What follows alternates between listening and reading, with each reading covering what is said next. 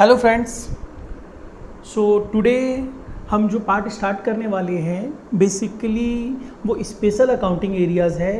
तो special accounting area में CA institute ने फाउंडेशन सिलेबस में किन किन टॉपिक्स को रखा है पहले मैं वो आपको बता देता हूँ। उसके बाद हम लोग उसमें से एक पर्टिकुलर टॉपिक सेलेक्ट करते हुए आगे मूव ऑन करेंगे। तो अकाउंटिंग फॉर स्पेशल ट्रांजैक्शंस में हमें 5 टॉपिक्स को कवर करना है। मैं बता देता हूँ टॉपिक्स क्या क्या टॉपिक्स है। Number 1 consignment,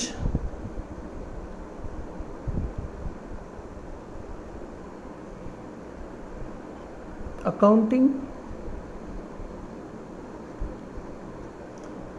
number 2 bills of exchange.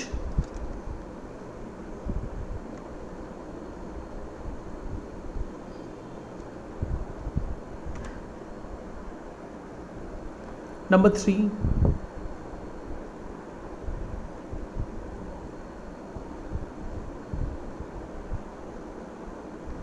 Cell of goods on approval.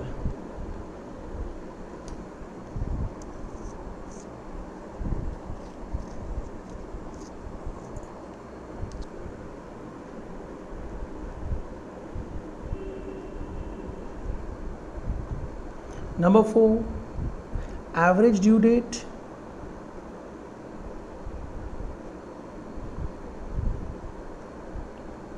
Number 5 account current.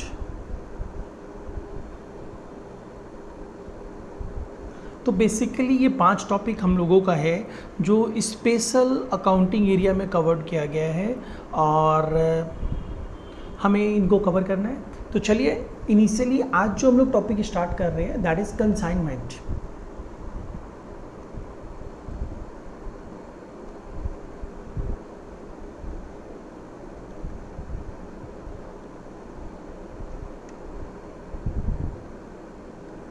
देखो ये जो टॉपिक हम स्टार्ट कर रहे हैं सबसे पहले हम इसके बारे में समझते हैं कि कंसाइनमेंट होता क्या है।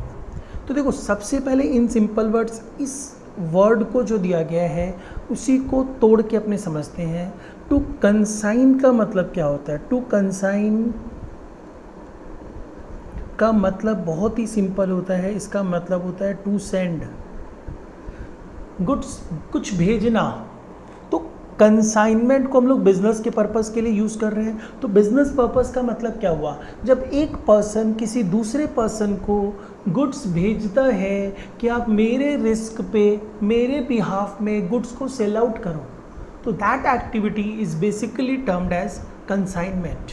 ठीक है। तो बेसिकली क्या हुआ? When a person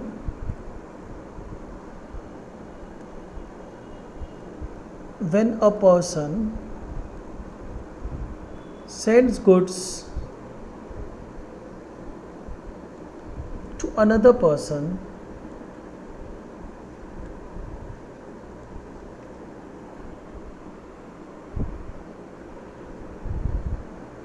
to sell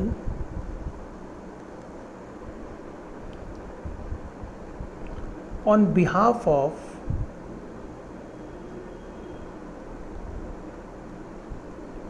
and for the risk of such person,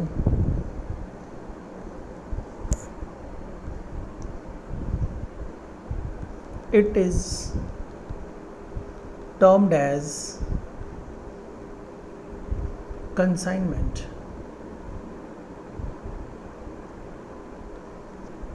चलिए यहाँ पे अब एक दो चीज़ पे समझिएगा इस पार्ट को। एक पर्सन दूसरे पर्सन को गुड्स भेज रहा है कि भाई आप इसे बेचो ऑन बिहाफ ऑफ, मेरे बदले एंड मेरे रिस्क के लिए। तो इन सच अ केस इस पूरे एक्टिविटी को हम क्या बोलेंगे? कंसाइनमेंट बोलेंगे। तो इसमें जो पर्सन गुड सेंड कर रहा है उसे आप क्या बोलोगे? ये जो पर्सन है वो गुड सेंड कर रहा है, sender of goods. The one who is sending the goods उसे हम क्या बोलेंगे?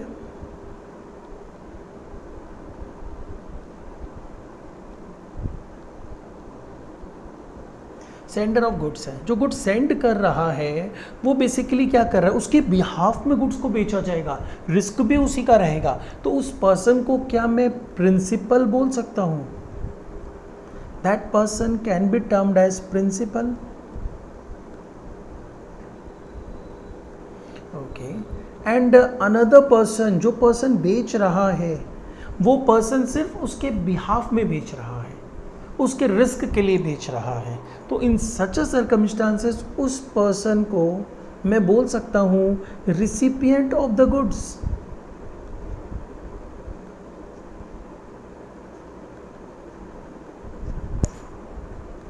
रिसिपिएंट नहीं लिखते, रिसीवर ऑफ द गुड्स लिखते हैं।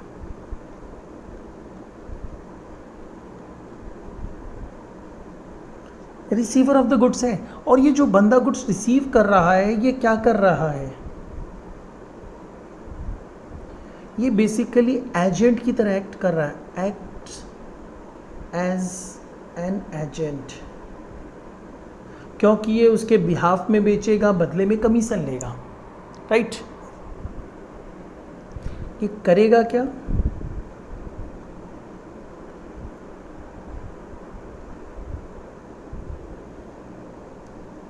sell goods on behalf of and on the risk of sender,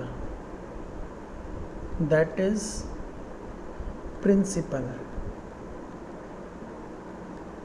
right? Okay, and उसके बदले ये एक काम और करेगा,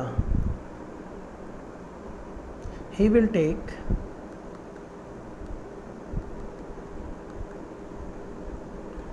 कमीशन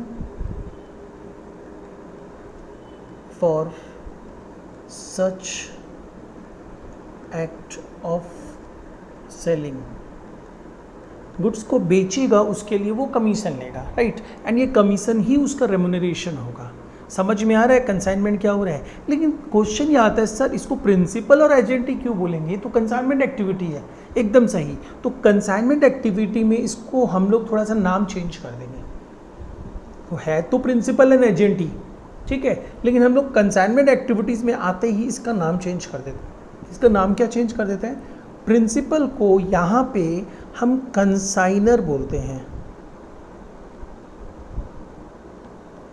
ठीक है? Consignor means sender of the goods, means principal, that is a consignor. And जो एजेंट होता है, जो रिसीवर ऑफ द गुड्स रहता है, उसे हम बेसिकली यहाँ पे क्या बोलते हैं? उसे हम यहाँ पे कंसाइनी बोलते हैं। बट कंसाइनी है कौन? एजेंट ही है, ध्यान रखिएगा, क्लियर है? ओके, अब क्वेश्चन आता है, सर तो ये तो हमें समझ में आया कि जब एक पर्सन दूसरे पर्सन को गुड सेंड करता है on for the purpose of sale on behalf of such person and on the risk of such person, तो इस एक्टिविटी को आप कंसाइनमेंट बोलोगे। इसमें दो लोग इन्वॉल्व होते हैं, number one is consignor and number two is consignee, ठीक है? ओके, एंड कंसाइनी क्यों काम कर रहा है? कंसाइनी काम कर रहा है कि भाई हम गुड्स बेचेंगे तो I will receive the commission, that is the way ultimately ये एक्टिविटी होती है, ठीक है? तो अब क्वेश्चन ये आता है कि जब कंसाइनर गुड्स भेजेगा तो वो क्या करेगा? कुछ इनवॉइस, कुछ डॉक्यूमेंट तो रेडी करेगा ना, कुछ उन सब बातों में के बारे में डिस्कशन करते हैं। तो चलो, सबसे पहले क्वेश्चन ये आता है, हमने ये तो समझ लिया कि ये एक्टिविटी है क्या। अब हम लोग नेक्स्ट पार्ट मूव कर रहे हैं, कुछ इन्फॉर्मेशंस को समझ रहे हैं। आज की क्लास बेसिक क्लास होगी, हम लोग समझेंगे कि कंसाइनमेंट एग्जैक्टली होता क्या है, ठीक है? चलिए कुछ इन्फॉर्मेशंस लेते हैं। कंसीडरिंग नोट्स, सबसे पहला काम, सबसे पहला पार्ट देखो, कंसाइनर एंड कंसाइनी के बीच में क्या अप्लाई हो रहा है? प्रिंसिपल एंड एजेंट का रिलेशनशिप है वहाँ पे, तो यहाँ पे कंसाइनमेंट में प्रिंसिपल ऑफ एजेंसी अप्लाई होता है।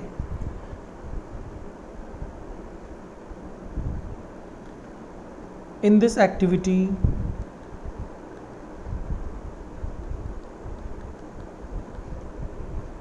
principle of agency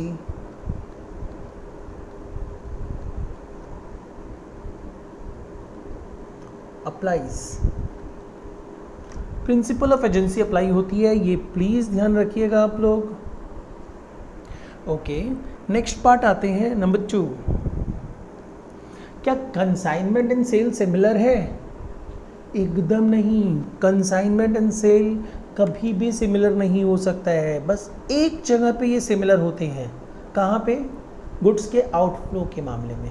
सब सेलर गुड्स सेंड करता है, मतलब वहाँ पे भी गुड्स आउट होता है। Seller must be a sender, seller जो होता है सेंडर ऑफ द गुड्स होता है, एंड बायर जो होता है रिसीवर ऑफ द गुड्स होता है, लेकिन वो रिसीव करता है ओनर के कैपेसिटी में, राइट?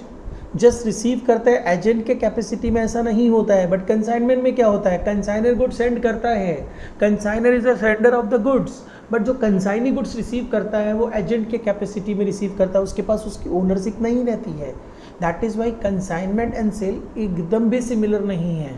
नंबर 2 पॉइंट में मैं यही बता रहा हूँ, consignment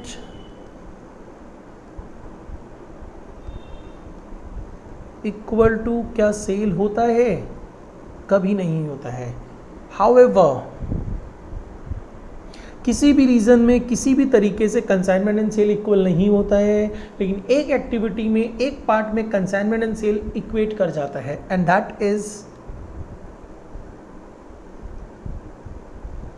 however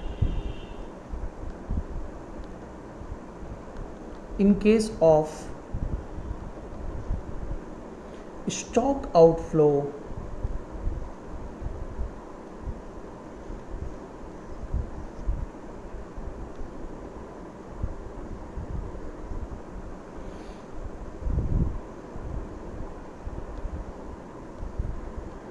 both are same। ठीक है, ओके, चलिए नेक्स्ट आते हैं। नेक्स्ट पार्ट में ये समझाने जा रहा हूँ कि कंसाइनमेंट एक्टिविटी में एग्जैक्टली होता क्या है। चलिए देखिए, समझते हैं।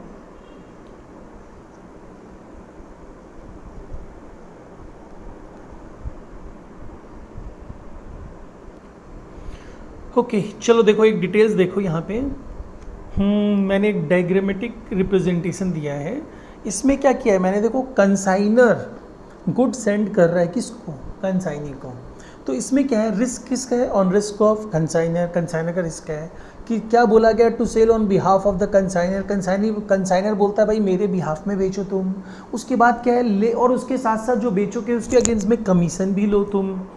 ये ऐसा किया जाता है। तो देखो, वो जब गुड्स भेजेगा तो हवा में बात तो नहीं करेगा ना। याद है हमने बेसिक क्लास में समझा था, अकाउंट्स में हर चीज़ को लिखने के पीछे डॉक्यूमेंट्री एविडेंस होना चाहिए। तो वो क्या करेगा, एक डॉक्यूमेंट बनाएगा consignor with the following details, and the following details क्या होने वाली है, देखो फॉलोइंग डिटेल्स इज कितनी क्वांटिटी भेजी गई है, किस प्राइस की भेजी गई है, और कितने वैल्यू की भेजी गई है। And such document is known as the proforma invoice.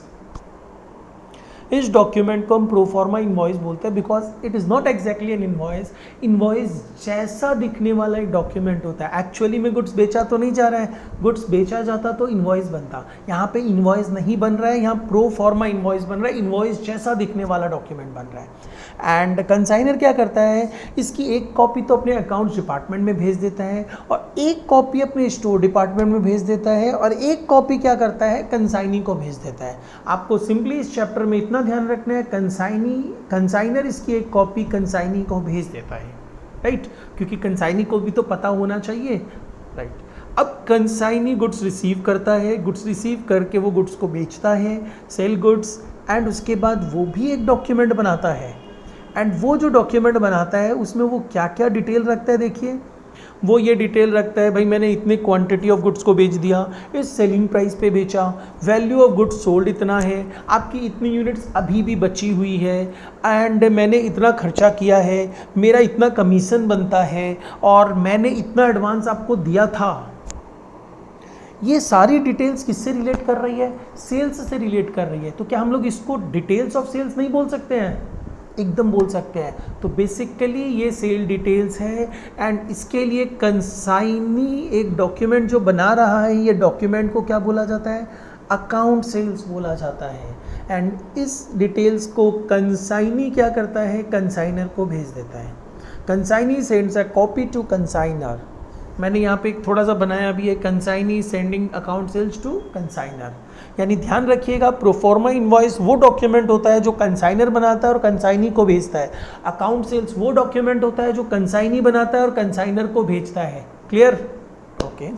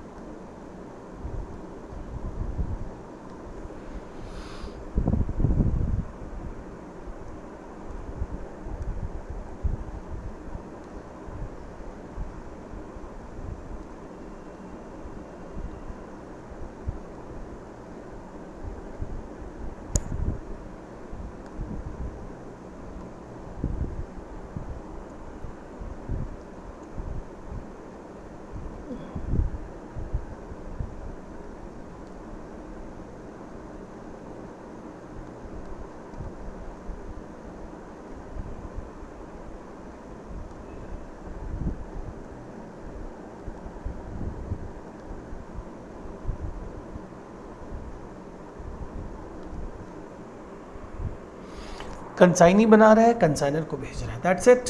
Okay, चलिए ये तो हम लोगों को समझ में आ गया बहुत अच्छे से। अब नाउ नेक्स्ट पार्ट में हम लोग जाने वाले हैं 4th नंबर नोट्स में। हम ये समझने वाले हैं कि एग्जैक्टली ये जो कंसाइनी को कमीशन दिया जा रहा है उसके बारे में कुछ इन्फॉर्मेशन समझेंगे। चलिए लिखिए।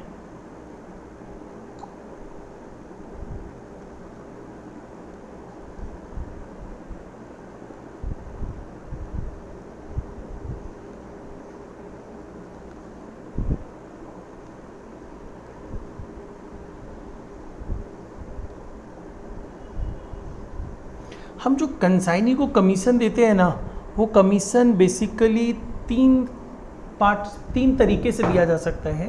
वो क्या है वो अपने समझते हैं। देखो, एक कमीशन होता है जिसको हम लोग बोलते हैं ऑर्डिनरी कमीशन।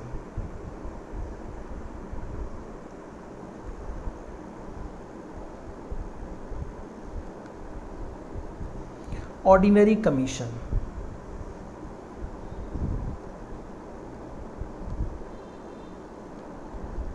बट ऑब्वियस सा बात है, ये कमीशन तो पे करना ही पड़ेगा।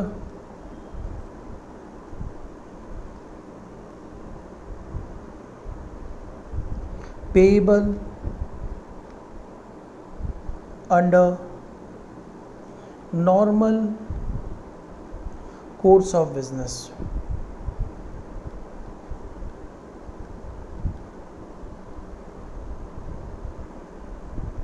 नॉर्मल कोर्स ऑफ बिजनेस में जो कमीशन दिया जाता है दैट इज ऑर्डिनरी कमीशन, देना ही पड़ेगा ये कमीशन। ठीक है, अब नेक्स्ट पार्ट आता है डेल क्रेडरी कमीशन।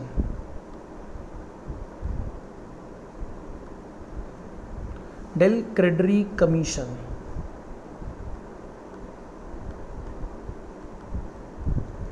देखिए, ये कमीशन का मतलब क्या होता है। अब क्वेश्चन ये आता है, जब गुड्स बेचा जाएगा तो कैश में भी बेचा जाएगा, क्रेडिट में भी बेचा जाएगा। और अगर आप गुड्स कैश में बेचोगे तो कोई प्रॉब्लम नहीं है, पैसा मिल गया। लेकिन अगर आप क्रेडिट में बेचोगे तो इन सच सर्कमस्टांसेस क्या हो रहा है, गुड्स क्रेडिट में बिक रहा है तो कुछ बैड डेट हो सकता है। तो बैड डेट हो सकता है तो गुड्स बेचा किसने, कंसाइनी ने।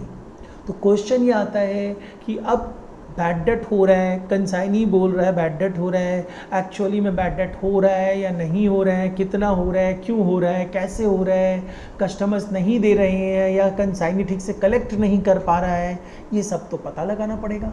तो इतना झंझट कौन पाले, इसके लिए कंसाइनर क्या करता है, कई बार कंसाइनी को एक स्पेशल कमीशन दे देता है, बोलता भाई एक काम कर, तेरे को 10% ऑर्डिनरी कमीशन तो दे रहे हैं, तेरे को हम 8% और एक्स्ट्रा कमीशन दे रहे हैं।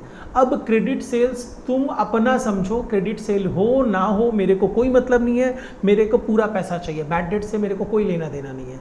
मतलब when consignor gives consignee an additional commission to pass on risk of bad debt, तो इन सच सर्कमस्टांसेस उस कमीशन को, उस एडिशनल कमीशन को आप क्या बोलते हो? डेल क्रेडिटरी कमीशन बोलते हो। क्लियर है? कंसाइनर जब कंसाइनी को एक एडिशनल कमीशन देता है, ऑर्डिनरी तो दे ही रहा है, एक्स्ट्रा कमीशन दे रहा है, बोल रहा है देख हम तुमको एक्स्ट्रा कमीशन दे रहे हैं, अब मेरे को मतलब नहीं है बैड डेट से, अगर तुम कैश में बेचो या क्रेडिट में बेचो, मेरे को तो पूरा सेल्स का पैसा चाहिए। तो such additional commission is known as the del credere commission. Clear है? ओके। तो चलिए इसके बारे में थोड़ी सी इंफॉर्मेशन लिख लेते हैं। एडिशनल कमीशन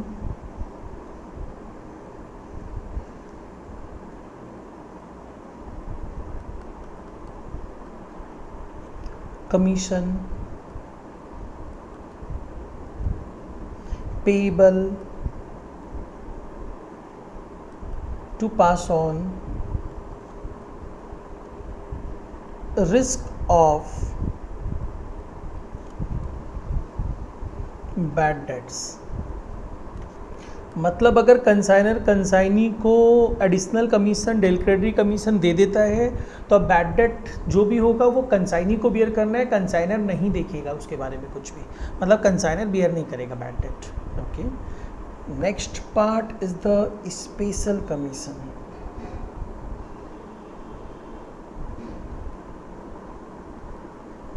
या इस कमीशन को एक और नाम से जाना जाता है, ओवर राइडिंग कमीशन।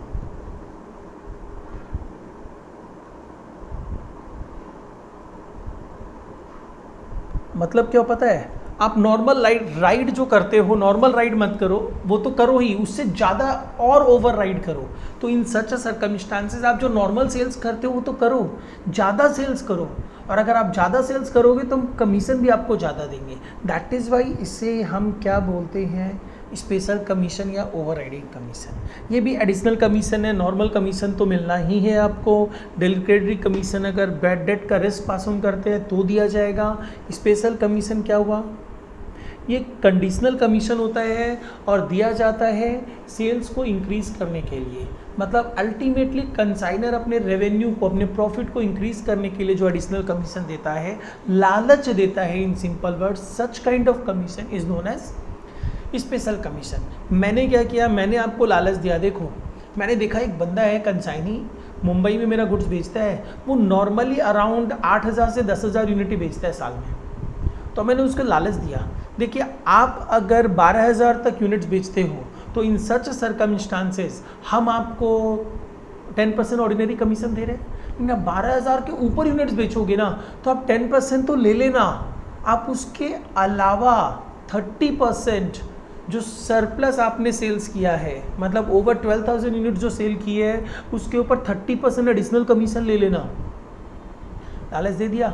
अब वो बंदा चाहेगा, कोशिश करेगा कि 12,000 यूनिट से ज़्यादा बेचे, तो बस उसके बेचने से क्या होगा? मेरा तो सेल्स इंक्रीज़ होगा, मेरा सेल इंक्रीज़ होगा, प्रॉफिट इंक्रीज़ होगा, और उसका अल्टीमेटली कमीशन इंक्रीज़ होगा। दोनों का फ़ायदा है, लेकिन मैं अपना फ़ायदा देख रहा हूँ। मतलब बेसिकली क्या हुआ? ये जो कमीशन है ये क्यों पेएबल होता है?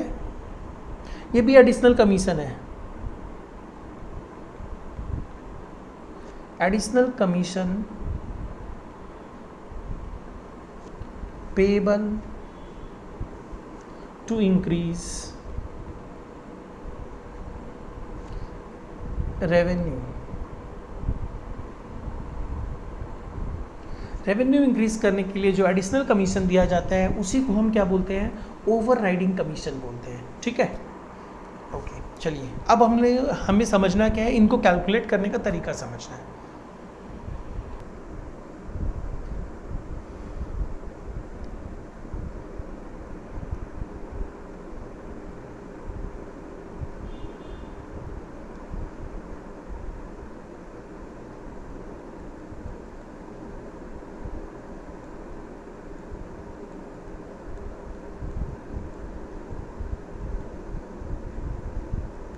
कंसाइनर के प्रॉफिट को इंक्रीज करने के लिए कंसाइनर कंसाइनी को एक एडिशनल कमीशन देता है and such additional commission will be termed as special commission या ओवरराइडिंग कमीशन। ओके, चलिए अब हम लोग आते हैं कुछ एग्जाम्पल्स में, उसके थ्रू कमीशन के बारे में समझेंगे।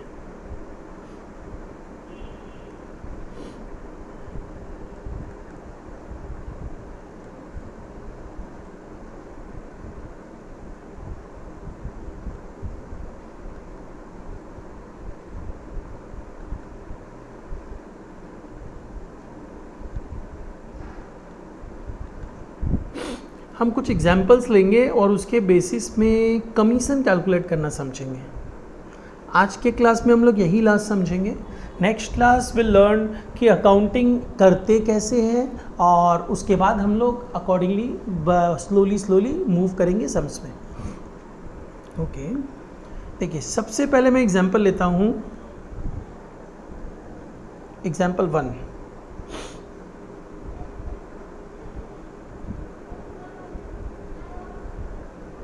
Cash sales rupees 10 lakhs,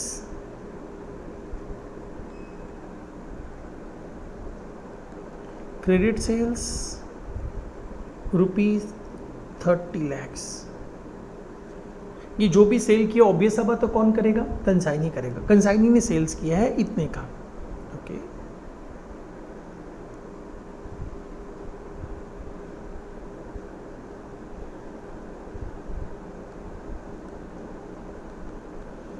commission to consignee. Consignee को हम कमीशन क्या दे रहे हैं?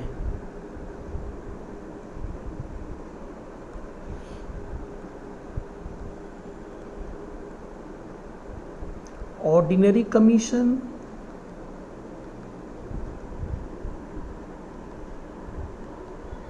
%10, और जो भी कमीशन होगा, कमीशन ऑलवेज किस पे पेएबल होगा?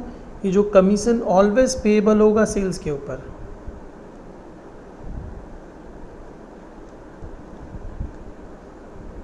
Payable on sales unless stated. जब तक आपको कुछ बोले नहीं तब तक ये ऑलवेज पेएबल ऑन सेल्स है। Ordinary commission, del credere commission भी दिया जा रहा है और डेल क्रेडिटरी कमीशन आते ही दिमाग में क्या आ जाना चाहिए? 8% दिया जा रहा है कि बैड डेट अब कौन बियर करेगा? बैड डेट अब कंसाइनी बियर करेगा, राइट। मेरा क्वेश्चन है कैलकुलेट टोटल कमीशन। एक बार आप लोग अपने आप कैलकुलेट करो, फिर मैं बताता हूँ। चलिए ट्राई करिए। हाँ, तो देखो क्या कमीशन का अमाउंट तुम लोगों ने कैलकुलेट किया है? चलो सबसे पहले मैं एक चीज़ क्लियर कर देना चाहता हूँ। कुछ लोगों ने क्या किया कि ऑर्डिनरी कमीशन कैलकुलेट किया टोटल सेल्स पे, but del credere commission calculate किया ओनली क्रेडिट सेल्स पे। क्या मैंने इसे कहा था कि del credere commission only credit sales पे दिया जाता है? डेल क्रेडिटरी कमीशन एक एडिशनल कमीशन दिया जाता है जो इस कंडीशन के साथ दिया जाता है कि आपको सेल्स के ऊपर 8% एक्स्ट्रा कमीशन दिया जा रहा है। अब बैड डेट का जिक्र मत करना, राइट। तो ये भी टोटल सेल्स पे दिया जाता है अनलेस अदरवाइज स्टेटेड, ठीक है।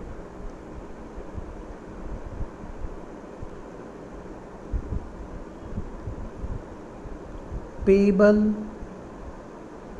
on total sales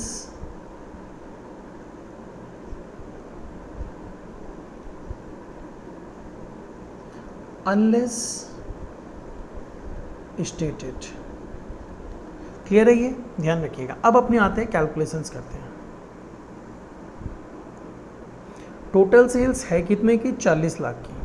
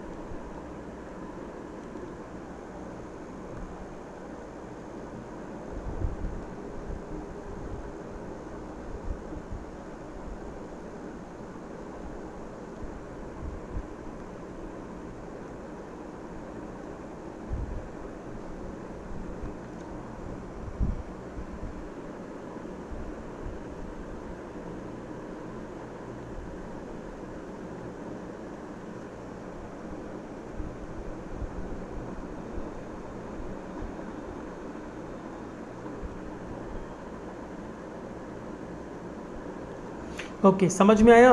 total commission is 7,20,000।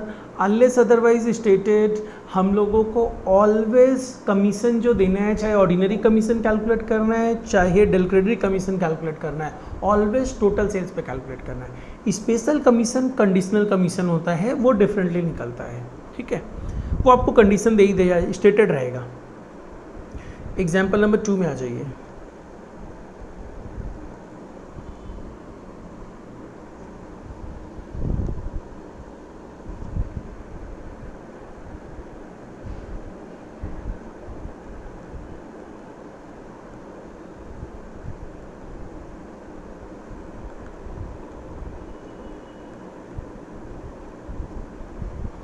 Units consigned 1000 units.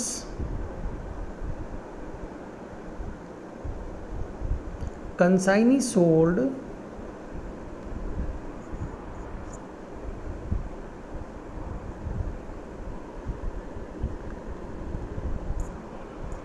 1000 units at the rate rupees 150 each.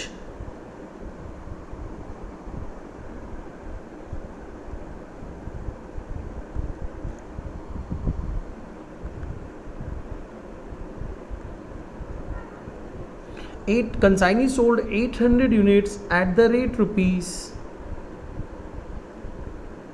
400 each. Commission.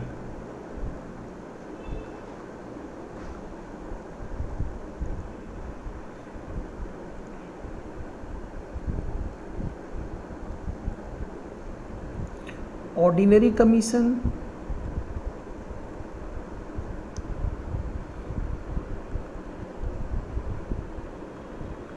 %5 on sales.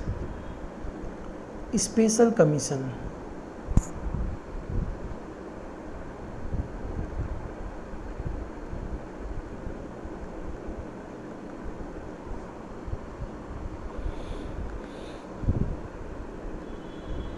%20 of sale proceeds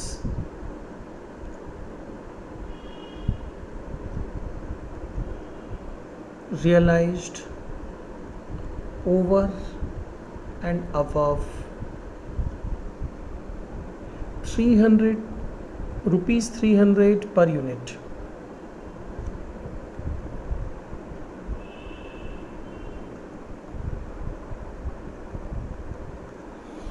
calculate commission. देखो, ये जो हम लोग कर रहे हैं ना, ये हम लोग कोई अकाउंटिंग नहीं कर रहे हैं, ये हम लोग बेसिक कैलकुलेशंस कर रहे हैं।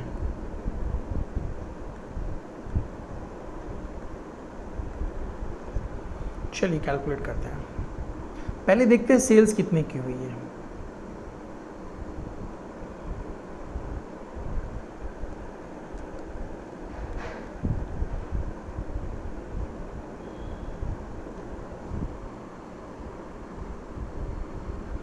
टोटल सेल्स जो हुई है वो बेसिकली देखा जाए तो हमने 800 यूनिट्स बेची है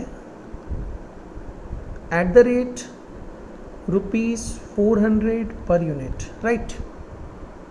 एंड अल्टीमेटली सेल्स आ गई है हम लोगों की 800 इंटू 400, दैट इज ₹3,20,000। हम लोग स्पेशल कमीशन के लिए इसको थोड़ा सा बाइफरकेट करें। जो 400 रुपया है उसको क्या हम लोग इस तरह लिख सकते हैं, 300 प्लस 100, कोई फ़र्क पड़ता है? नहीं पड़ता है। तो हम यही करेंगे, 300 अलग करेंगे और 100 अलग करेंगे। क्यों? क्योंकि बोला गया है 300 के ऊपर जो भी आपने सेल प्रोसीड्स रियलाइज़ किया है उसके ऊपर 20% एक्स्ट्रा कमीशन देंगे। This is special commission, conditional commission.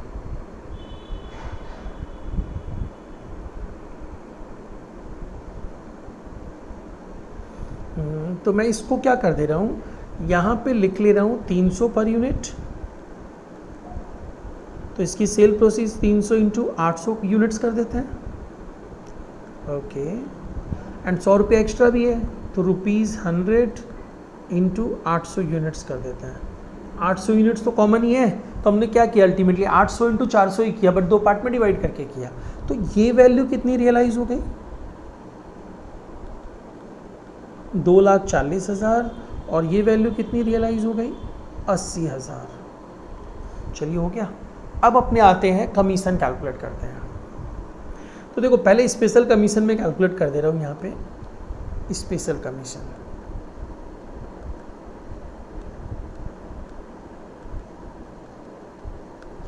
Special commission में कुछ बोला गया है? यहाँ पे कोई स्पेशल कमीशन नहीं है। 300 के ऊपर जो भी वैल्यू रियलाइज हो रही है उसके ऊपर स्पेशल कमीशन दिया जा रहा है at the rate 20%। That means special commission कितना हो जाएगा? 80,000 का 20%, 16,000, राइट। चलिए अब अपने आते हैं कमीशन कैलकुलेट कर देते हैं। Ordinary commission,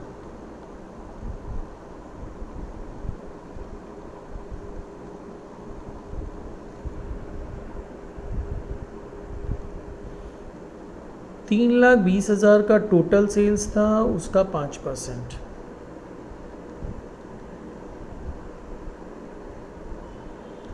$16,000। स्पेशल कमीशन हमने कैलकुलेट कर लिया है,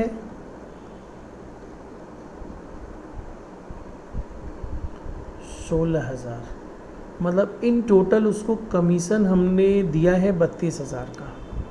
व्हाट इट?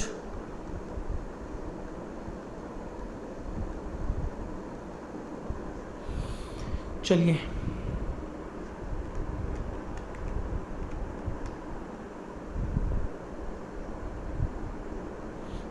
नेक्स्ट एग्जाम्पल में आते हैं।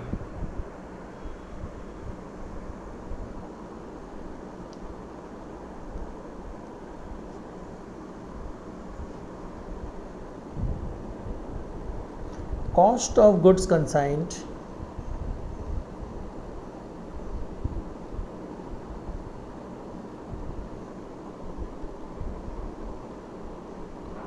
₹5 lakh.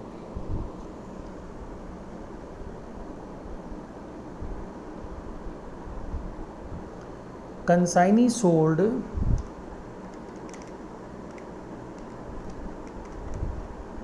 $3/5 of goods for ₹4,50,000।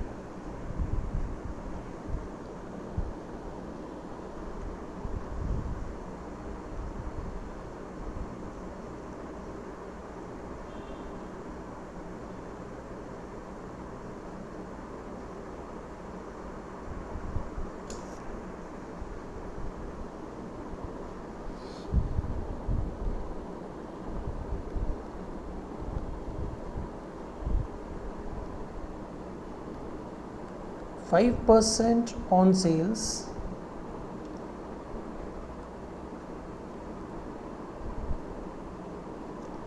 plus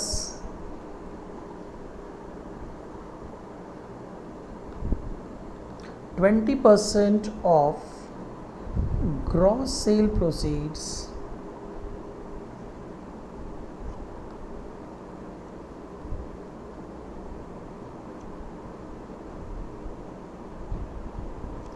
less all commission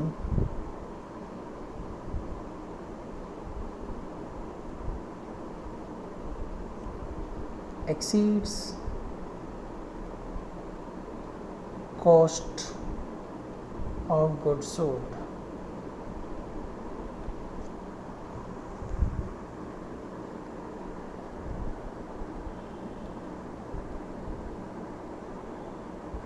Calculate commission। Once try for yourself, then मैं बताता हूँ। चलो कैलकुलेशन हुआ क्या?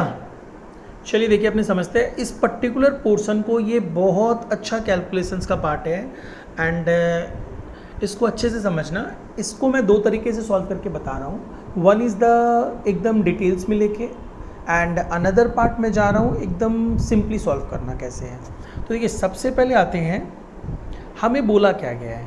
बोला गया है कमीशन दिया जाएगा 5% ऑन सेल्स, मतलब दो कमीशन दिया जा रहा है, एक ये कमीशन है एक ये भी कमीशन है, right.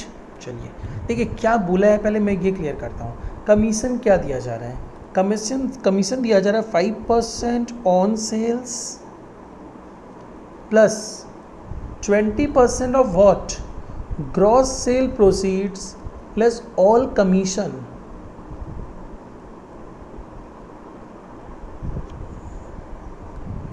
Less all commission exceeds the cost price. मतलब 20% सिर्फ इसका नहीं दिया जा रहा है, 20% of gross sale proceeds plus all commission. ये जो अमाउंट आएगा ये जो कॉस्ट प्राइस से जितना एक्सीड करेगा उसका 20% देंगे। तो अगर मैं आपको बोलता हूँ कि 20% ऑफ ए एक्सीड्स बी निकाल के दो, तो आप क्या लिखोगे? 20% ऑफ ए एक्सीड्स बी। तो इन सच अ सर्कमस्टांसेस आपको मैथमेटिकली अगर उसे लिखना पड़े तो आप ये लिखोगे ना, 20%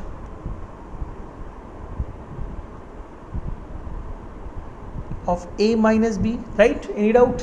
वही चीज़ है यहाँ पे, gross sale proceeds less all commission is A and B cost of good sold. तो यहाँ पे बोला जा रहा है 20% of A exceeds B, A B से कितना ज़्यादा है? तो A minus B. Gross sale proceeds less all commission cost of good sold से कितना ज़्यादा है? तो gross sale proceeds less all commission एक पार्ट में minus cost of good sold.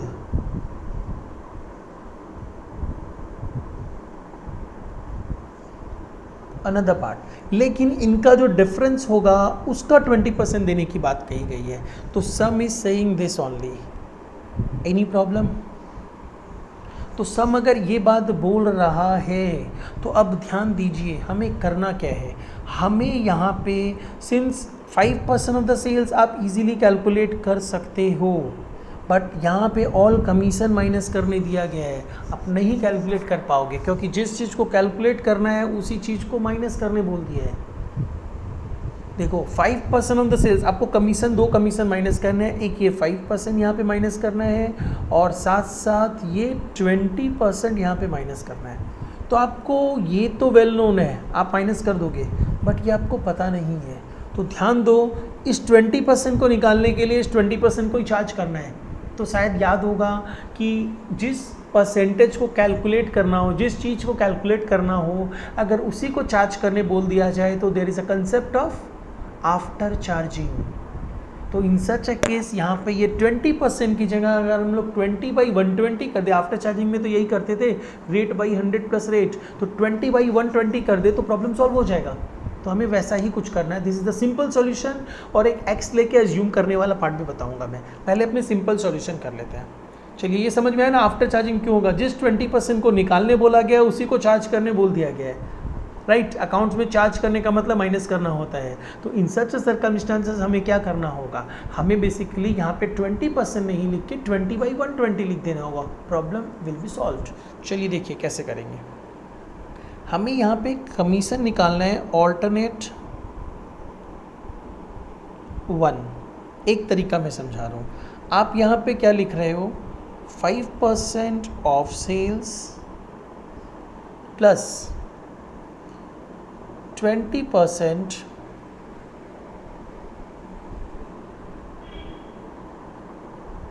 Of gross sale proceeds less all commission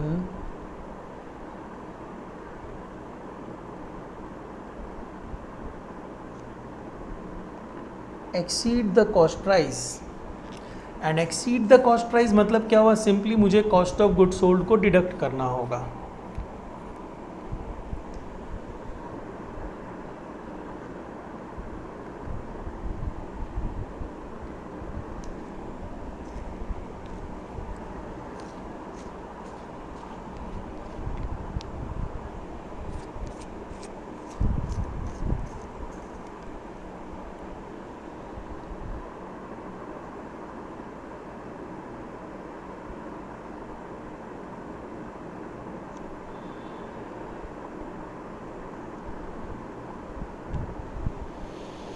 यही करना है। अब अपने आते हैं सेल्स कितना है, मुझे पता है क्या? यस, क्वेश्चन में बताया 3/5 ऑफ द गुड्स को 4.5 लाख में बेचा गया है। चलिए हम लोग यहाँ पे आ जाते हैं। 5% of 4,50,000, this is the one part. Plus मैंने अभी समझाया ना कि ये जो 5% है वो तो मुझे पता है, लेकिन ये जो 20% है वो नहीं पता है और उसी को चार्ज करने बोल दिया गया है। तो मैंने बोला ना इसको आफ्टर चार्जिंग कंसेप्ट बोलते हैं। तो अपने यहाँ पे क्या लिख सकते हैं इसको 20% की जगह 20/120, और जैसे ही अब लिखेंगे यहाँ पे ऑल कमीशन में ये वाला पार्ट माइनस करने का रिक्वायरमेंट ख़त्म हो गया, ये पार्ट माइनस नहीं करना पड़ेगा। ठीक है, ओके। तो gross sale proceeds is 4,50,000 plus all commission में हम सिर्फ ये कमीशन माइनस करेंगे क्योंकि इसका तो 20/120 कर दिए। तो ये कमीशन आ कितना रहा है, 4.5 लाख का 5%, that is 22,500 plus cost of goods sold. तो कॉस्ट ऑफ गुड्स सोल्ड कितना है, 5 लाख का गुड्स भेजा गया था जिसमें से 3/5 बेच दिया गया, तो this is your cost of goods sold. Yes, now solve it, answer आ जाएगा। देखिए क्या करेंगे, 22,500 प्लस 20/120 इंटू, इसमें अब क्या करते हैं, अपने 4.5 लाख माइनस 22,500 तो कर ही सकते हैं, that is 427,500 minus that comes to 3 lakhs। Okay, अब अगेन अपने लिख देते हैं 22,500 प्लस 20/120। ये तो मैं अननेसेसरी बढ़ा रहा हूँ, अदरवाइज आप लोग इसको सिंपली सॉल्व कर सकते हो, राइट ना। इतना मैथमेटिकल कैलकुलेशन तो सभी को आता है।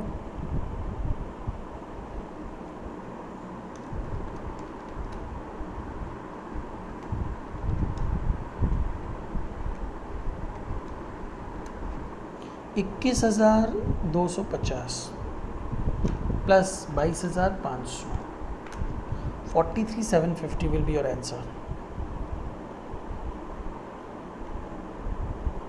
Got it? This is the one way, simply directly solve हो जाएगा। ओके, अदरवाइज आप ऑल्टरनेट 2 में कैसे जा सकते हो, ऑल्टरनेट 2 में आ जाइए।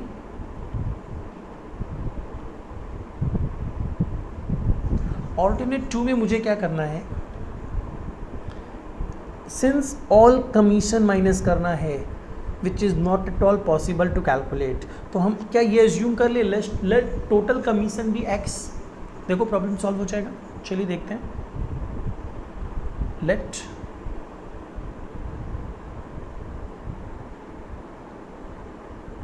Total commission be x। अगर आप इसको x एज्यूम कर लेते हो तो इन सच सर्कमस्टांसेस अब आप क्या लिख सकते हो, देखो अब आप ये लिख सकते हो, x मीन्स टोटल कमीशन है, x equal to 5% of sales that is 4.5 lakh plus 20% of gross sale proceeds less all commission that is x exceed the cost price that is 3 lakhs। Because आपने कैलकुलेट कर चुके हैं इसलिए मैंने directly 3 lakhs लिख दिया है यहाँ पे, राइट। नाउ मूव करो, x इक्वल टू 22,500 प्लस, इसको मैं 0.20 लिख दे रहा हूँ, इसको अपने तोड़ लेते हैं, 4.5 lakh minus x minus 3 lakh, right.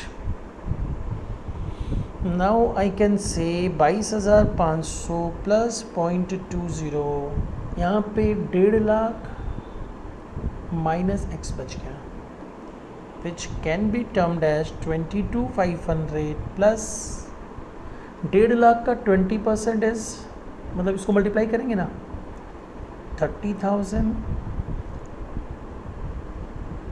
Minus 0.20x, right. Okay, अब अपने x को अपने प्लेस में ले जाते हैं, x plus 0.20x equal to 52,500, right. 1.20x equal to 52,500, x equal to 52,500 divided by 1.20, that must be, जो अभी कैलकुलेट किए थे, 43750। चलिए एक बार कैलकुलेट कर लेते हैं। 52,500 डिवाइडेड बाई 1.2, 43,750। तो आप इस तरीके से भी सॉल्व कर सकते हो, बट ये थोड़ा सा लेंदी हो जाएगा। डायरेक्टली सॉल्व कर लेना, कोई प्रॉब्लम नहीं है, लेकिन अगर प्रॉब्लम लगे इस तरीके से भी सॉल्व कर सकते हो। ठीक है, चलिए एक और लास्ट एग्जाम्पल लेते हैं।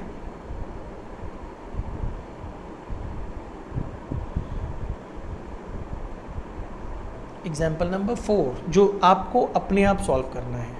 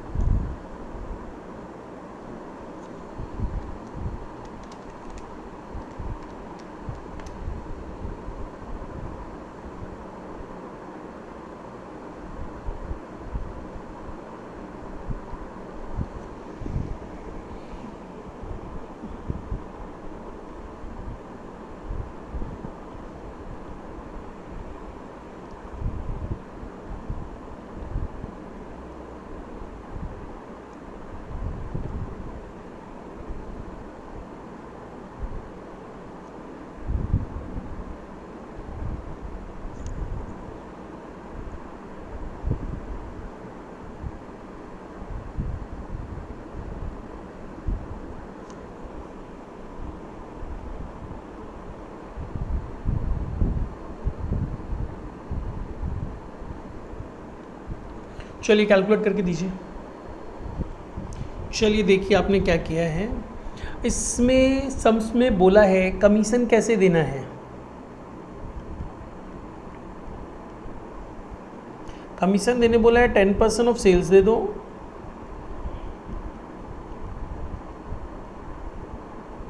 Plus 20% of gross sale proceeds exceeds the cost price. That's it. इसमें कहीं भी कमीशन को माइनस करने नहीं बोला है, तो यहाँ पे जब कमीशन को माइनस करने बोला ही नहीं है ना, तो इस कमीशन को माइनस करने बोला है ना इस कमीशन को माइनस करने बोला है, तो there is no concept of after charging. Simply apply करना है। तो सिंपली अप्लाई करने का मतलब हम क्या करेंगे, सेल्स कितने का है देखिए, पहले सेल्स 6,20,000 का है, तो हम कमीशन जब निकालने जाएंगे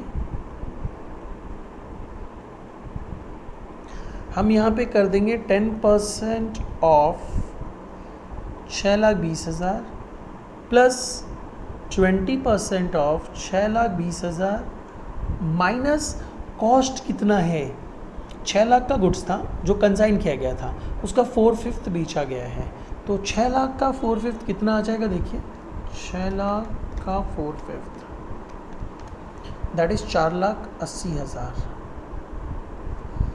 ये मैं एक बार कैलकुलेशंस भी बता दे रहा हूँ, 4,80,000 मैंने कैलकुलेट किया है, 6 lakh that is cost of goods consigned into 4/5 है ना, yes.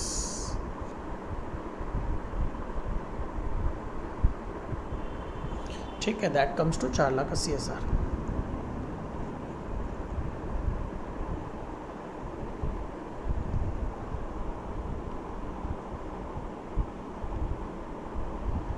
$62,000 plus 20% of 1,40,000, that is 62,000 plus 28,000.